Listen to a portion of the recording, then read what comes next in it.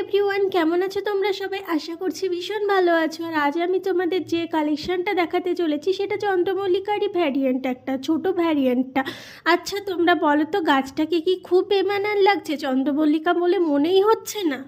যেহেতু ছোট ভ্যারিয়েন্ট, আমার মা খালি বলেই যাচ্ছে এটা চন্দ্রমল্লিকা হলো, এটা নাকি বোতাম ফুল, এই সব বলে যাচ্ছে। আচ্ছা বলো তো, চন্দ্রমল্লিকার কি সারা বছর আমি রেডি করার পর ছোট ভ্যারিয়েন্ট হয়েছে বলে কি আমি আর ফুল নেব না? তোমরাই বলো তো। তাহলে চলো তোমাদের সাথে শেয়ার করি কিভাবে গাছটাকে রেডি করেছিলাম। ওই তো সরিষার খোল ভেজানো জল আর পেঁয়াজের খোসা ভেজানো জল, এগুলো আমি প্রত্যেক সপ্তাহে একদিন করে দিতাম।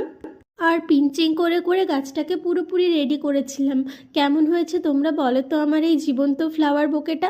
অ্যাকচুয়ালি কারো পছন্দ না হলেও নিজের হাতে তৈরি করার পরে এই ফ্লাওয়ার বোকে, নিজেদের জীবন্ত ফ্লাওয়ার বোকে সত্যিই খুব নিজেদের কাছে খুব মানে ভালো লাগে। তো আজকের মতো টাটা, দেখা হচ্ছে নেক্সট